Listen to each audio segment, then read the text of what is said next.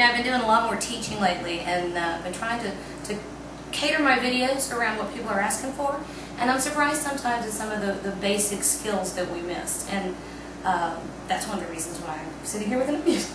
I'm going to show you the right way to chop an onion. And I did not do this correctly until the past couple of years. I grew up with the style where out in the country and you had a single paring knife and you did everything this way. That's really not the way to do it. This is how I teach my kids to do it, and it's, once you get used to it, it's light and fast, and it's the best way, okay? So you've got the root end, and you've got the stem end of the onion, okay? You see that? Ta-da! Now, of course, they're round, and you've got to make sure you've got a steady surface, and you want to make sure you have a nice sharp knife. Don't go holding your knife out here like this, by the way, okay?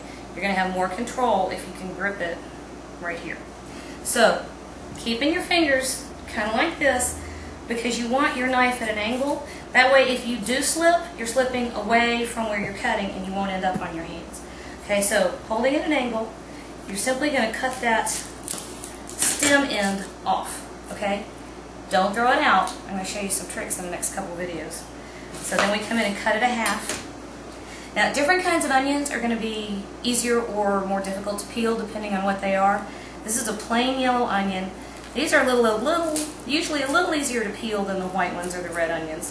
For some reason, I can never get that outer paper off of a red onion.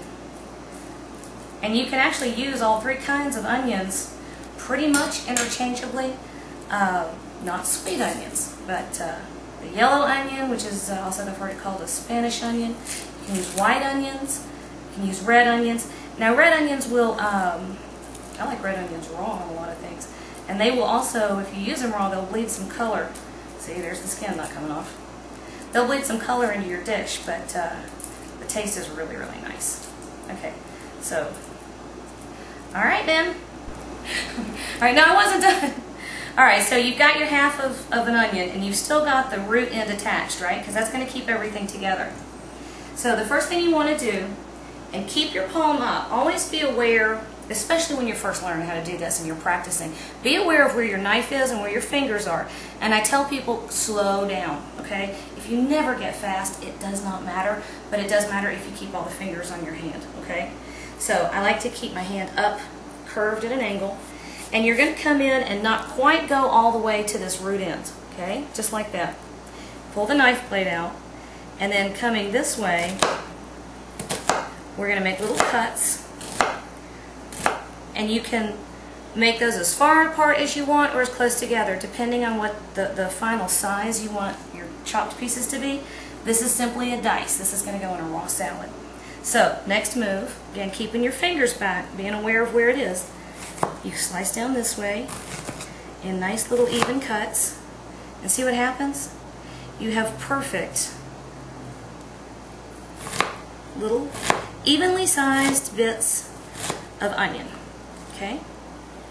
Now, practice doing that the right way, and you will be really surprised at how quickly it becomes second nature, and you can produce absolutely perfect cuts every single time.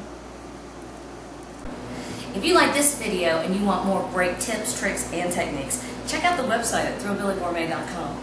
You can like me on Facebook under The Thrillbilly Gourmet, and you can follow me on Twitter under Jan Charles or The Thrillbilly.